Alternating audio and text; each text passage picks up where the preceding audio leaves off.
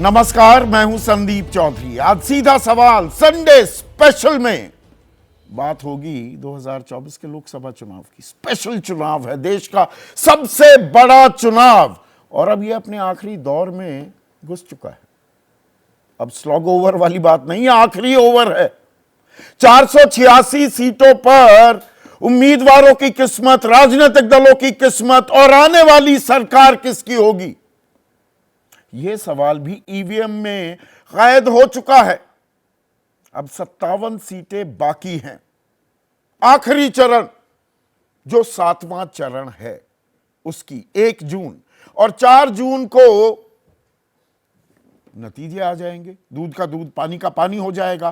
ताल ठोकी जा रही है अब दोनों ही तरफ से। बीजेपी पहले दिन से कह रही थी अब की बार 400 पार एनडीए के लिए।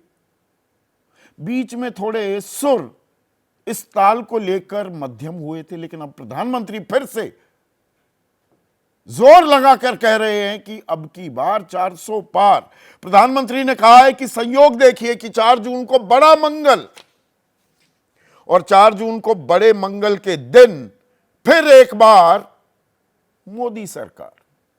जबकि विपक्ष कह रहा है कि 5 चरण, वो 5 चरणों के आधार पर ही कह रहा है कि हम बहुमत का 2272 का जो आंकड़ा है उसे हम पार कर लेंगे। अब मतदान का जो प्रतिशत है उसकी जानकारी भी दे दें। छठे चरण में 62% मतदान हुआ, 2019 के मुकाबले 2% कम। लेकिन यहां पर दिलचस्प बात यह हुई कि अब 5 चरण के मुकम्मल वोटर टर्नआउट के आंकड़े चुनाव आयोग ने जारी कर दिए हैं। मामला सुप्रीम कोर्ट तक गया था, 24 तारीख को सुनवाई भी हुई। सुप्रीम कोर्ट ने कोई फैसला नहीं सुनाया। 48 घंटों के भीतर मुकम्मल आंकड़े, आखिरी आंकड़े जारी करने के बाबत ये अर्जी दाखिल की गई थी। तो सुप्रीम कोर्ट ने तो कुछ नहीं कहा, लेकिन अब चुनाव आयोग कह रहा है कि देखिए ये आंकड़े हमने जारी कर दिए, ये तो पहले ही पब्लिक डोमेन में थे, आप हमारी ऐप को देख सकते थे। बात का बतंगड़ बना रहा है विपक्ष, लेकिन ये एक मुद्दा बना। एक ऐसे चुनाव में जिसमें कोई सेंट्रल थीम अभी भी नहीं पकड़ में आ रहा है। प्रधानमंत्री मोदी ही सबसे बड़ा मुद्दा है क्या, या वोटरों की खामोशी, चुप्पी, मौन, एक अजीब सा सन्नाटा, यह प्रो इनकम्बेंसी को दर्शा रहा है, या यह एंटी इनकम्बेंसी की आहट है जो गूंज में तब्दील होती नहीं दिखी।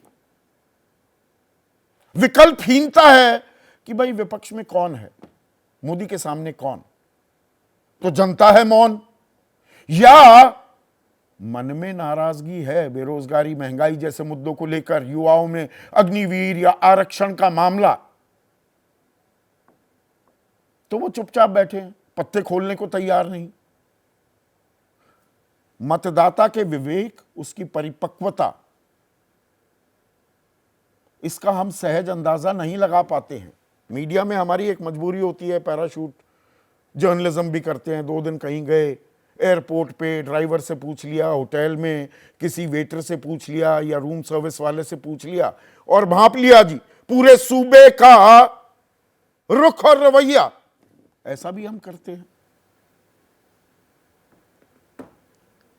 तो ये चुनाव किस तरफ जा रहा है, यह अपने आप में बहुत बड़ा सवाल है, क्योंकि हर चरण में मुद्दे बदलते दिखाई दिए हैं, एक सेंट्रल थीम नहीं आ रहा है।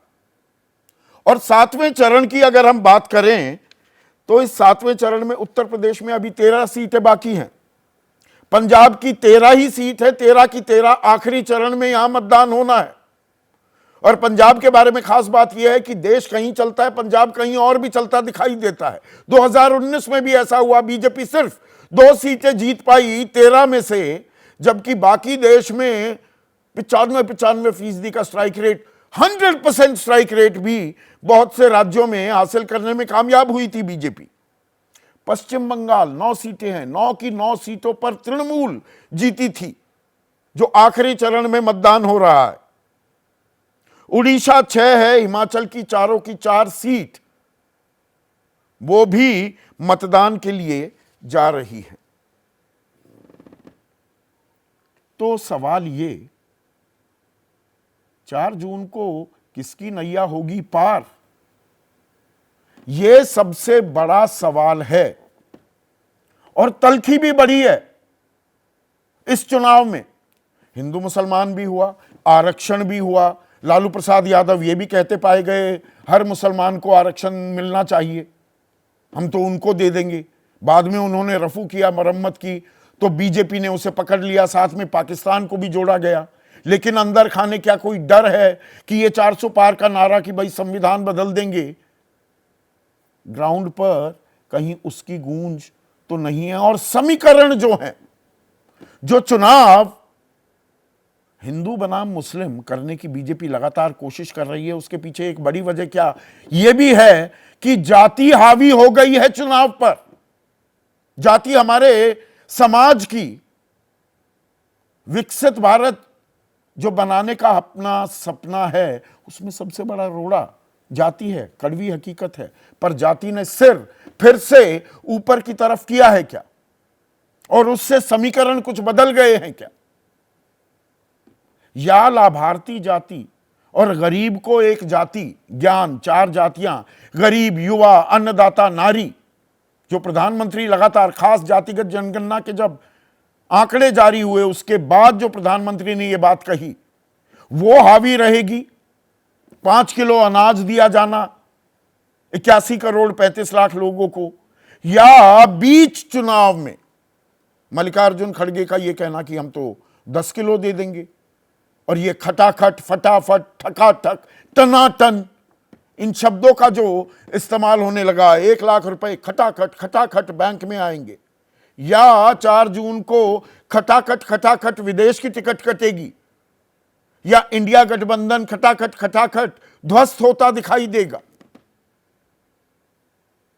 ये काफी मुश्किल चुनाव है इसको एनालाइज करना। और ये मुश्किल काम करने के लिए मेरे साथ देश के सबसे वरिष्ठ पत्रकार आज मौजूद हैं, उनका परिचय कराऊं उससे पहले आज का सीधा सवाल, और सवाल 4 जून से जुड़ा है।